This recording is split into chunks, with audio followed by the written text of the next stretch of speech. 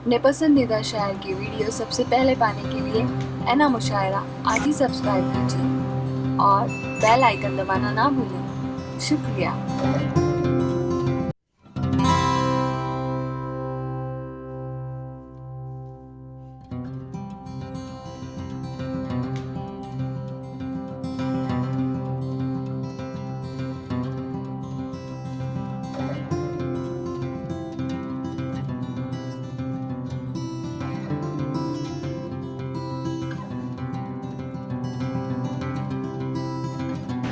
ہمارے مہمان خصوصی جناب ایاز گولکپور صاحب، ان کا تعلق اس خانوادے سے ہے جس کا اردو ادب اوڑھنا بچھونا ہے۔ میں انہیں آواز دے رہا ہوں کہ ہم بھی دریا ہیں، ہمیں اپنا ہنر بنانا ہے۔ ہم بھی دریا ہیں، ہمیں اپنا ہنر معلوم ہے، جس طرح بھی چل پڑیں گے راستہ ہو جائے گا۔ آئیے محترم ایاز گولکپور صاحب تشریف لائیں۔ حاضرین محفل، اس عظیم الشان جلسے کا یہ اختتامی دور یعنی آخری سیشن ہے، اور آخری سیشن میں جس طرح والا جمال صاحبہ اردو میں گفتگو کر رہی تھی، مخاطب تھی، وہ پڑھ رہی تھی، میں بیٹھے بیٹھے یہاں سے دیکھ رہا تھا کہ کچھ چہرے ایسے تھے جن کے چہروں میں تعجب تھا، حیرانی تھی، اور مجھے خوشی ہے اس بات۔ یہ حیرت کرنے کی والی بات ہے۔ میری مادری زبان اردو ہے، کل میں اگر اس سے کہا جائے کہ آپ مصری زبان میں کوئی مضمون پڑھیں یا مقالہ کریں یا مخاطب ہوں، مجھ پہ کیا کیفیت طاری ہوگی یہ میں جان سکتا ہوں۔ یا جیسے ایرانی زبان میں زینب بیٹھی ہوئی ہے یہاں پر، عربی میں مجھ سے کوئی کہہ دے کہ نئی نسل سے آپ مخاطب ہوں، انہیں کچھ دو جملے کہہ کر بتا دیں، یہ مسلسل 15 منٹ 20 منٹ پڑھتی رہی۔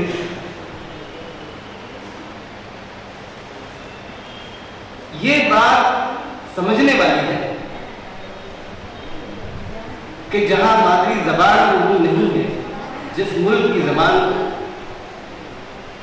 عربی ہو، مصری ہو یا جو بھی ہو، وہاں مقالہ، شاعری اور اس کا تصور کرنا بھی میرے خیال میں ناممکن سا ہو۔ وہاں پر اس طرح کی باتیں اگر ہو رہی ہیں تو یقیناً اردو کی نئی بستیوں میں وہ چراغ جلائے جا رہے ہیں جس کا ذکر میں اپنے بچپن سے سنتا ہوا آ رہا ہوں، اور جہاں میں نے ابھی تک کوئی ایسی پریکٹیکل چیز دیکھی نہیں تھی۔ ہم بچوں کو وہ نعرہ میں بچپن سے سنتا ہوا آ رہا ہوں کہ اپنے بچوں کو اردو اسکولوں میں پڑھاؤ، اردو اسکولوں میں پڑھاؤ، اردو اسکولوں میں پڑھاؤ، یہ ہمارا اولین فریضہ ہے۔ ہمیں بولنے کی ضرورت نہیں، اور اس کے بعد بریانی کھاتے ہیں اور بھول جاتے ہیں۔ جو پڑھاتا ہے پڑھائے، نہیں پڑھاتا نہ پڑھائے، ہمیں کیا کرنا ہے؟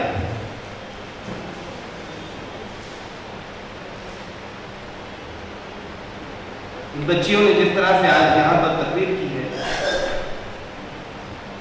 یہ پیغام بہت دور تک ہے۔ ہمارے بچے دیکھ کر سیکھیں گے کہ کس طریقے سے، کس طرح سے کسی زبان کو سیکھا جاتا ہے، سمجھا جاتا ہے، اور سیکھنا سمجھنے کی حد تک نہیں ہے بلکہ دنیا سے لڑنے کی بات ہے۔ اس خوفناک دور میں، خطرناک دور میں آپ کو بتانا چاہتا ہوں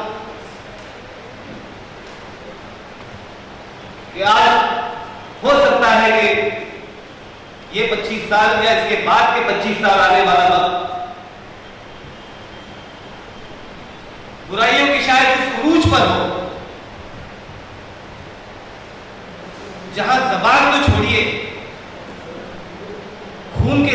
بھی شاید نہ اپنے آپ کو پہچانے.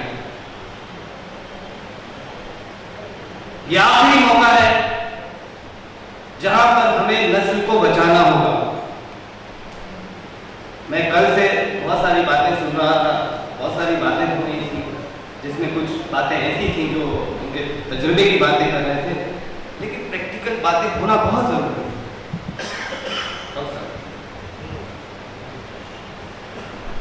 اور اس پہ عمل کرنا بھی بہت ضروری ہے. جب سے زمین بنی ہے, یعنی جب سے انسان زمین پر بھیجا گیا ہے, آپ اگر تاریخ سے واقف ہوں یا آپ نے اس حوالے سے اگر کبھی تاریخ کے بارے میں سوچا ہو, میں آپ کو بتلانا چاہتا ہوں کہ 1900 شروع ہوا ہے اور 2020 تک اب تک اس پورے زمین کے اوپر اس سے پہلے کبھی تبدیلی نہیں, اتنی زبردست تبدیلی. 2 عالمی جنگیں لڑی گئی, لاکھوں سے زیادہ بے گناہوں کا خون بہا, ذہن سازی کی گئی, ذہنوں کو تبدیل کیا گیا, کتابیں لکھی گئی, ڈرامے پیش کیے گئے, اور نہ جانے کیا کیا ایسے طریقوں سے جو انسانی رشتوں کی قدروں کو لوگ اسے بھول جائیں. انسان کو انسان سے دور کرنے کی کوشش کی گئی, ایٹم بم کی ایجاد, زمین کو بانٹنے کی سازش, پارٹیشن, جنگیں, اپنے ملک کے تحفظ کے لیے دنیا بھر کے وہ ہتھیار جو انسان نے کبھی تصور بھی نہیں کیا.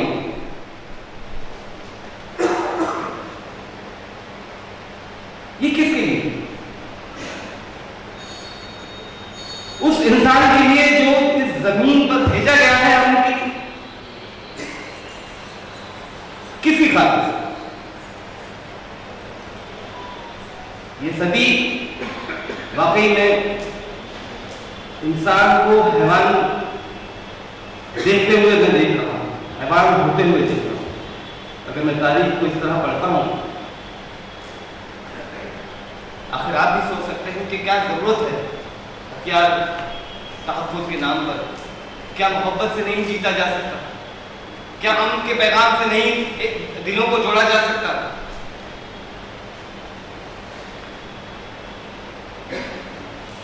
بہرحال یہ الگ ٹاپک ہو جائے گا.